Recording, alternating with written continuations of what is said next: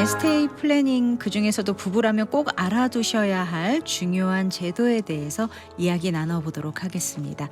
배우자가 사망했을 때 재산만 상속받는 것이 아니라 배우자가 사용하지 못하고 남긴 상속세 공제까지 물려받을 수 있다고 하는데요.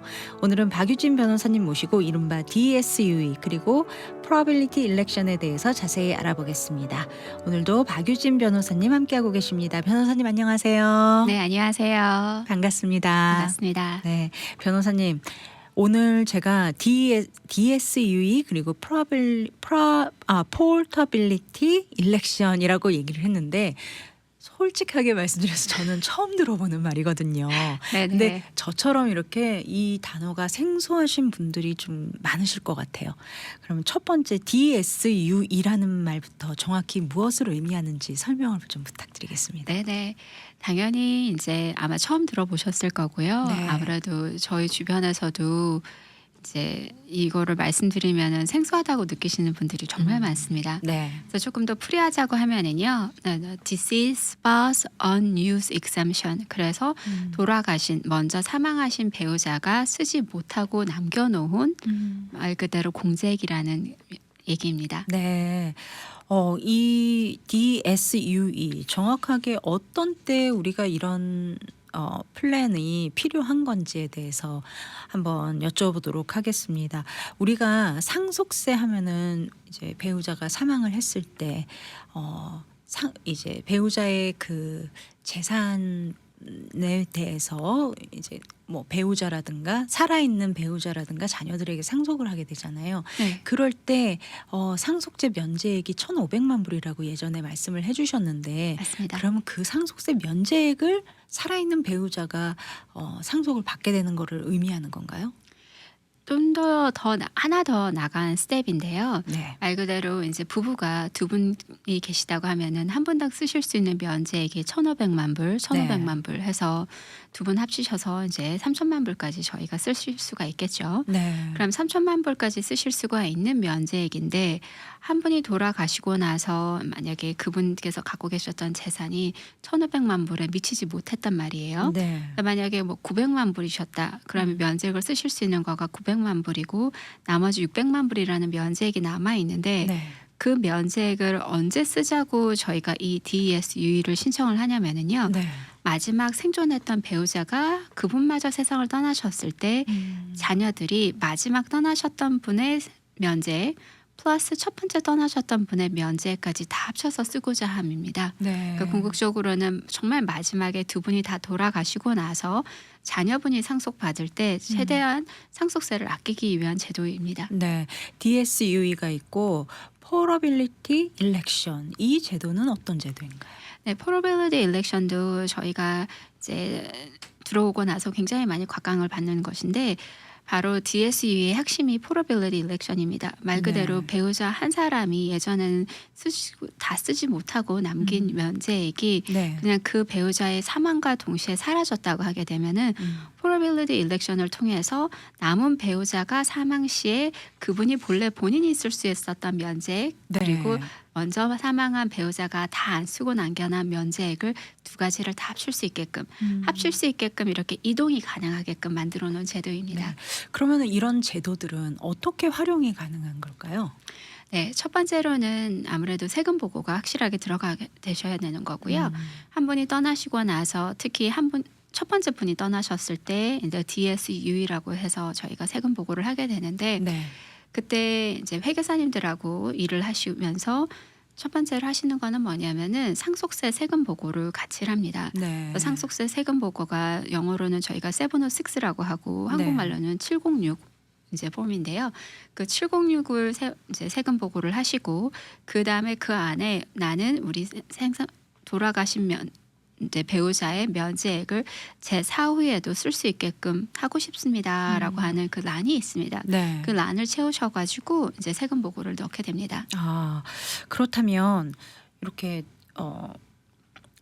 좀 의아하게 생각하시는 분들도 계실 것 같아요. 남편 재산이 굳이 뭐 면제액 상한에 다 도달하지 않을 정도로 아주 적은데 굳이 이런 것까지 꼭 해서 이거를 기록에 남겨야 되냐 이런 생각을 하시는 분들도 계실 것 같거든요.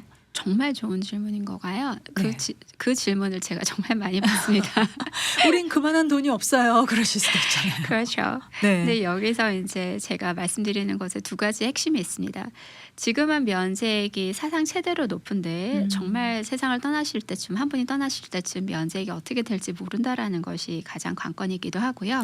바라옵기로는 지금처럼 높은 면세액이 계속 가기를 바라지만은 네. 많은 이제 제가 세법 변호사님들하고 만나서 얘기를 하면 세법 변호사님들도 농담으로 이렇게 얘기를 하세요. 세상에 불변하는 세법은 없습니다라고 얘기를 하시거든요. 네. 그러다 보니 지금처럼 높은 면세액이 불변하지 않고 계속 계속 간다고 하면 굉장히 좋은데 그렇게 않고요.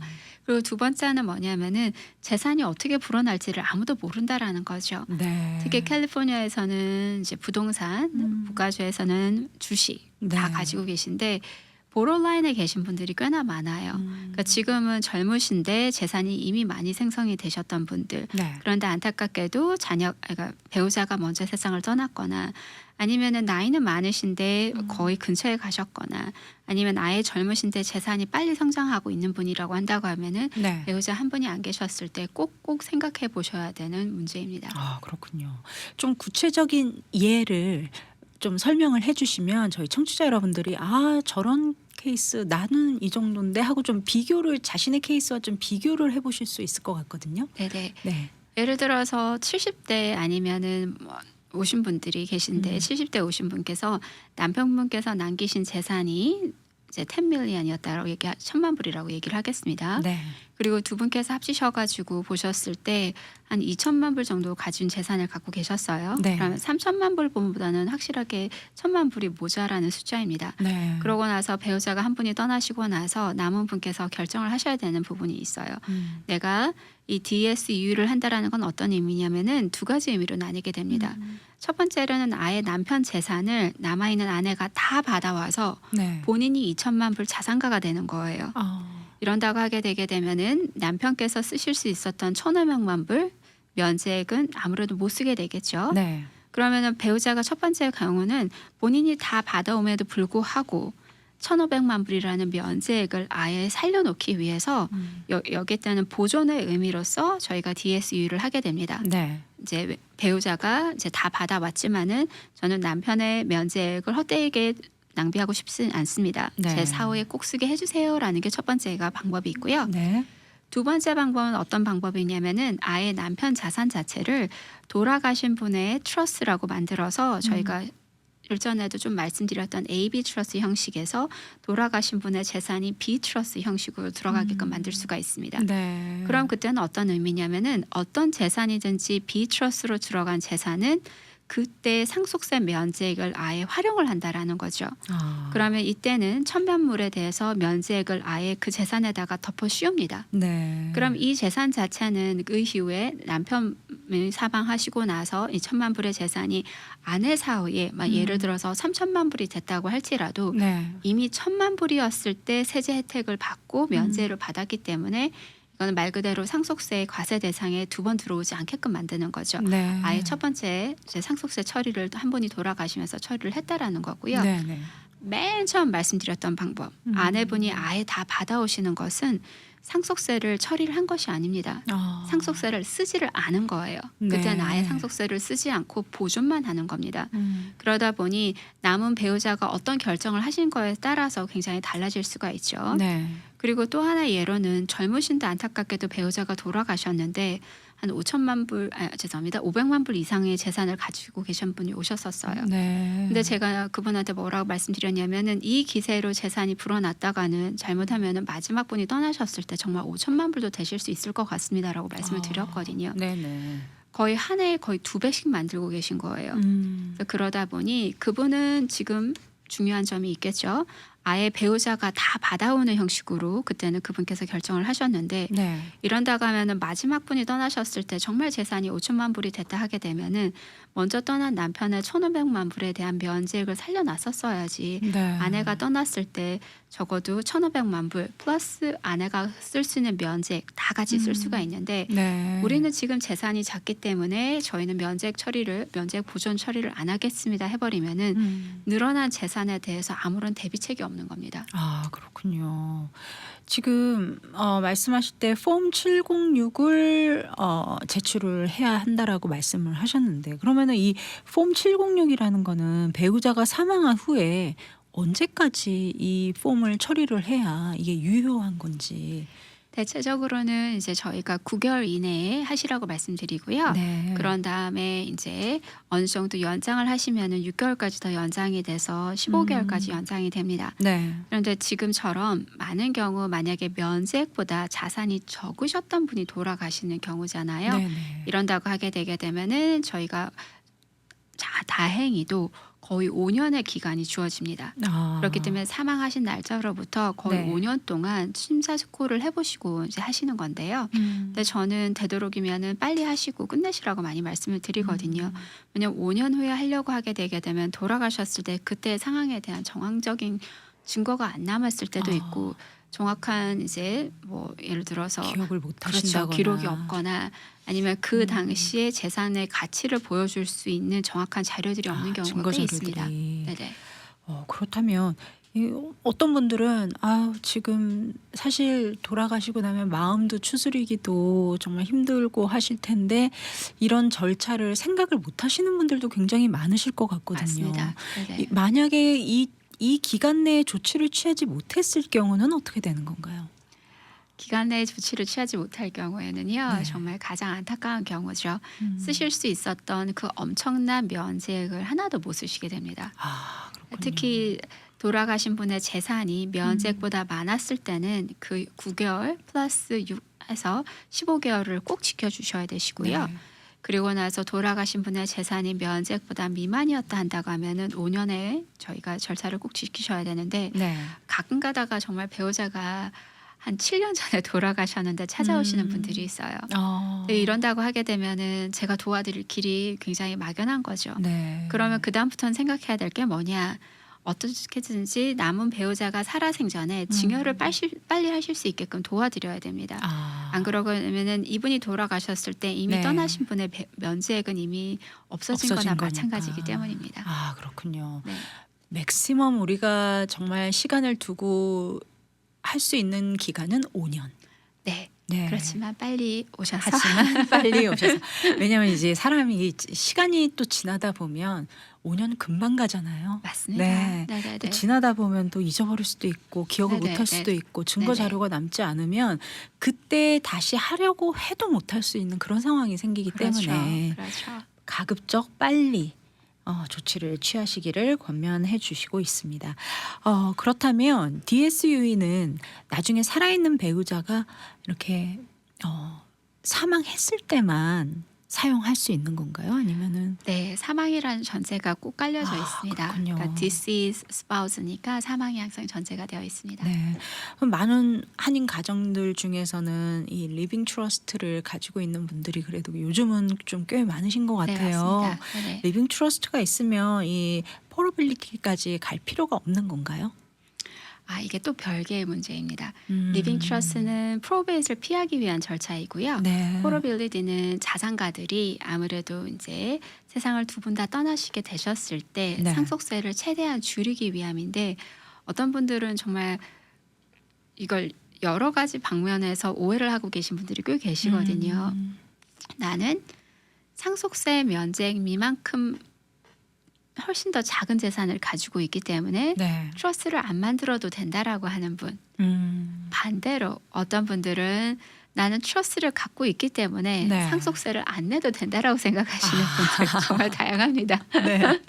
네, 그게 둘 다 굉장히 개별적인 개념입니다. 네. 네. 그러면 지금 이제 방송을 듣기 시작하신 분들은 도대체 BSUE는 뭐고 포터빌리티 일렉션은 대체 뭔데? 이러면서 이제 정말 이게 생전 처음 들어보시는 분들은 아직도 좀 헷갈리는데 하실 분들이 계실 것 같아요. 네, 맞습니다. 다시 한번 복습하는 의미로 네네. DSU와 Probability Election 그리고 Trust의 역할들을 좀 다시 한번 세분화해 주시면은 좀 정리가 될 것 같습니다. 네네. 네. 첫 번째로는 이제 가장 기본적인 트러스트 역할부터 시작을 한다고 하면은요. 트러스트 역할은 말 그대로 상속을 용이하게 해주거나 아니면은 취소 불가능한 트러스를 만드셨다고 하면은 증여를 용이하게 하는 도구입니다. 네. 가장 간단하게 만드실 수 있는 것은 취소 가능한 트러스이고요. 이 취소 가능한 트러스를 만드는 이유는 자산가에게는 재산을 아무래도 상속을 잘 전달을 하면서 상속세를 절감을 하기 위한 요인으로도 많이 작용을 하고요. 네. 아니면은 메디칼을 받으시는 분들은 되도록이면은 메디칼 이스테이트 리커버리 말 그대로 메디칼에서 뭐 재산을 다시 환수 조치를 하는 것을 막기 위해서 이제 네. 저희가 가능하신 거고요.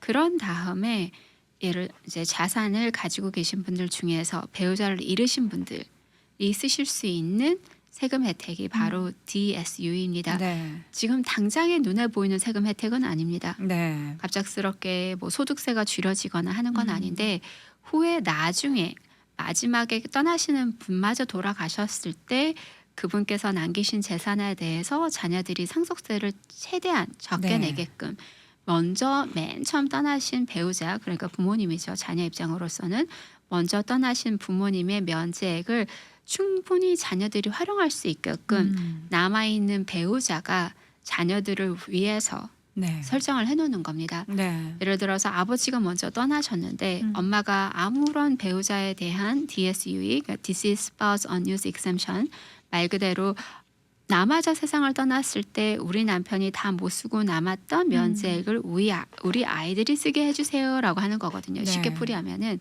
그걸 엄마가 남은 엄마가 안 해놓고 돌아가신다고 하게 되면은 자녀분들은 엄마의 면제액밖에 쓸 수 없는 상황이 굉장히 네. 많이 생긴다라는 거죠. 아버지에 대한 거는 권한이 자녀들에게 못 가는 거죠. 그렇습니다. 네. 그렇기 때문에 그 DSU에 대한 것을 정확하게 이제 신청을 하셔야 된다라는 걸 말씀을 드리고 싶고요. 네. 이게 가장 근간이 되는 것은 저희가 배우자 위주로 굉장히 많은 상속 계획들이 이루어지기 때문입니다. 네. 한국처럼 자녀에게 일정 부분이 먼저 한 부모님이 떠났다라고 해서 받아가는 시스템이 거의 아니고 네. 저희는 특히 캘리포니아에서는 사회 구조상 공동재산 제도이기 때문에 배우자 한 사람이 떠나면은 대체적으로 예외적인 경우를 제외하고는 남은 배우자가 다 받아갑니다. 네. 그렇기 때문에 그 남은 배우자가 이제 재산을 불리는 과정에서 잘못하게 되면은 상속세가 너무 과세가 될 수가 있는 것을 방지를 그렇죠. 하는 거죠. 네. 그래서 돌아가신 분의 면제액을 살려놓고 돌아가신 분의 면제액을 살아있는 분의 면제액으로 포러빌리티를 해서 네. 올려놓는 것 자체가 네. 바로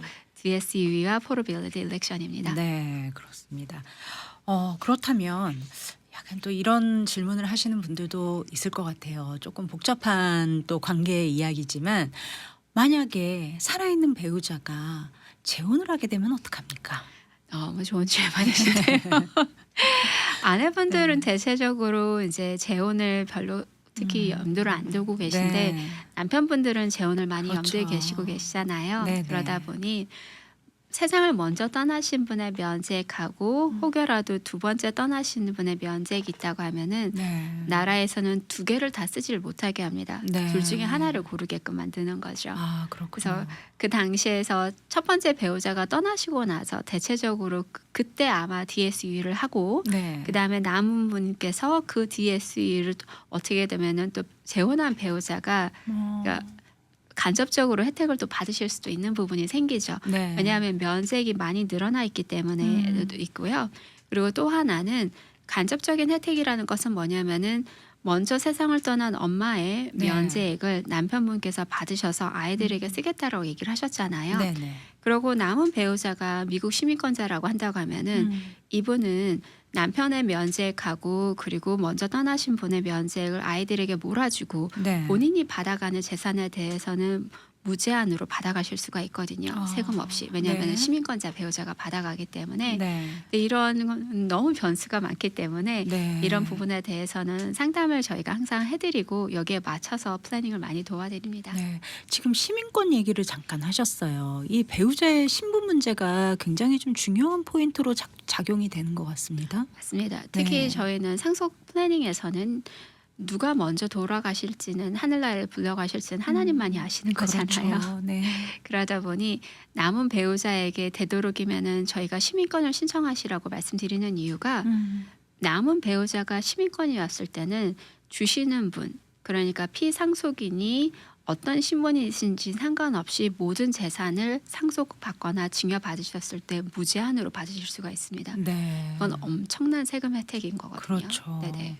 캘리포니아에서는 이런 플래닝들이 왜 이렇게 중요할까요, 변호사님?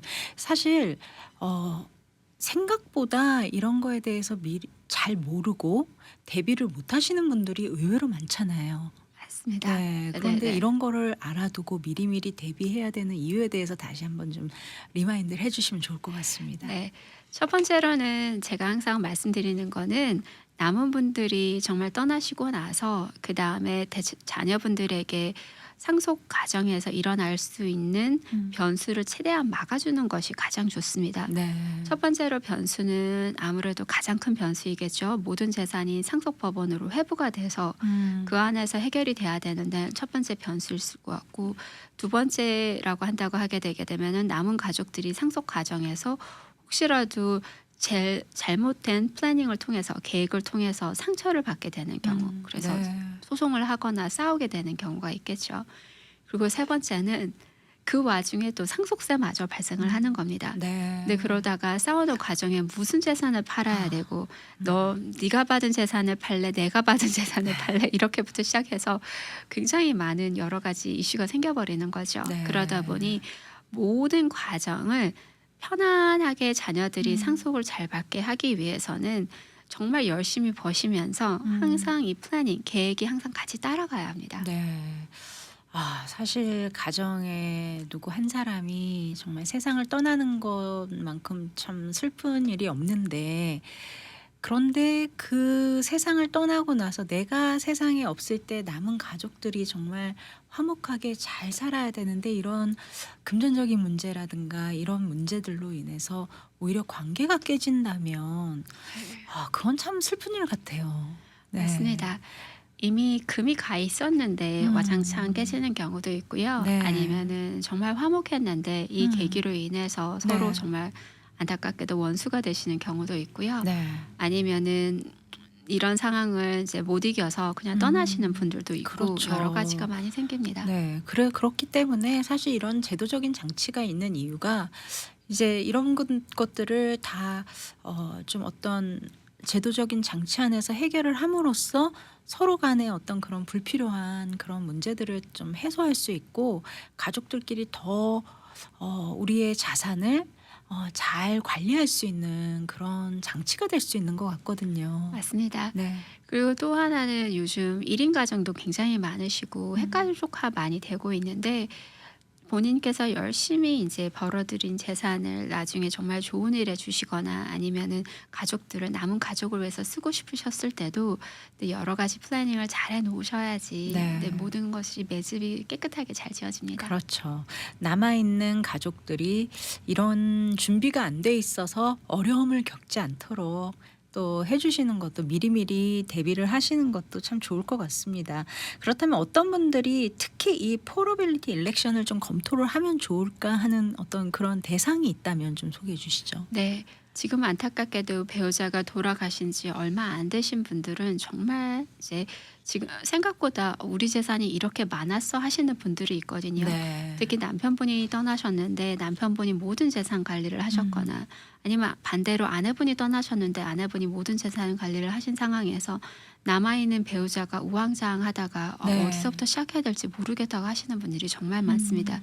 그때 첫 번째 스텝이 바로 우선은 이 기간 안에 다 끝내야 되기 때문에 네. 내가 이 기간 안에 해야 될 일이 무엇인가를 정말 점검을 잘 하셔야겠죠. 네. 그렇기 때문에 변호사를 만나고 기간 안에 해야 되는 것에 대해서 착착 진행이 되게끔 단추를 네. 끼워 나가야 합니다. 네. 사실 요즘은 또 젊은 자산가분들도 많으세요. 그런데 네네. 사람 일이 언제 어떻게 될지 모르기 때문에 아직은 자녀들이 어리고 또 내가 젊기 때문에 이런 거에 대한 대비가 아직 생각을 못 할 수도 있는 그런 연령대인데 오히려 좀 이렇게 젊을 때부터 미리미리 좀 계획을 상담을 받으시고 계획을 해 놓으시는 것도 참 좋겠다. 지혜로운 방법이겠다 싶습니다. 맞습니다. 네. 네네. 오늘 DSU라는 조금 어려운 주제를 좀 설명을 해 주셨는데요. 오늘 내용을 좀 한 가지로 요약해 주신다면. 네. 네. 저희가 아무래도 이제 고객분들에게 이거는 기간이라는 것을 정말 강조를 많이 드리고 싶습니다. 네. 기간 안에 다 하셔야 되는 거기 때문에 이 기간을 놓치시게 되게 되면은 나라에서 쓰라고 한 면세액을 못 쓰시고 이런 큰 세금 혜택을 누리시지 못하시거든요. 네. 그렇기 때문에 안타까운 일을 당하셨다고 할지라도 기간에 맞게끔 내가 모든 것을 지금 움직이고 있는 것을 꼭 확인하시고 움직이시길 바랍니다. 네.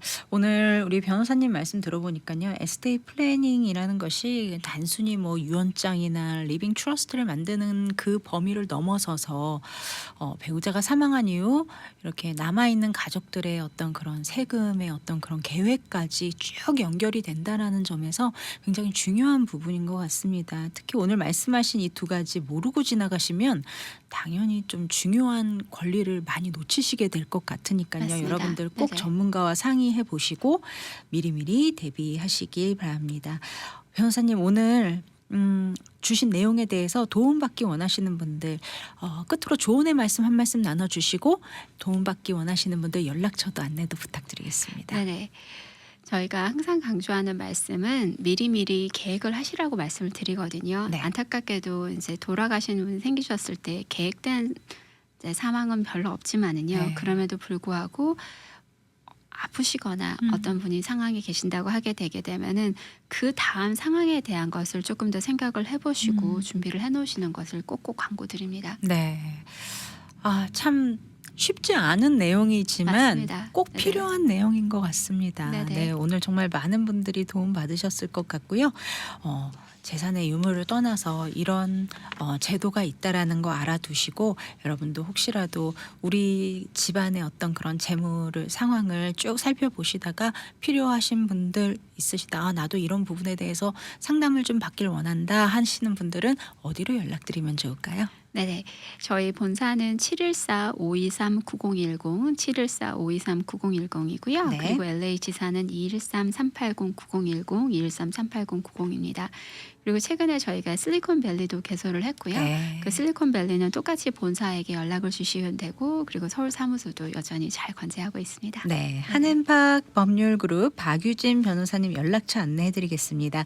오렌지 카운티 사무실은 714-523-9010, 714-523-9010번이고요. LA 오피스는 213-380-9010, 213-380-9010번입니다. 산호세에도 오피스가 있고요. 네네네. 그리고 종로구 사직로에 서울 오피스도 있습니다. 서울 오피스 전화번호는 02-733-7111, 7111로 연락 주시면은 아주 친절하고 자세한 상담 안내 받아보실 수 있습니다. 오늘도 귀한 정보 함께 나눠주신 한앤박 법률그룹 박유진 변호사님 함께 하셨습니다. 변호사님 오늘도 정말 중요한 정보들 함께 공유해 주셔서 진심으로 감사드립니다. 감사합니다.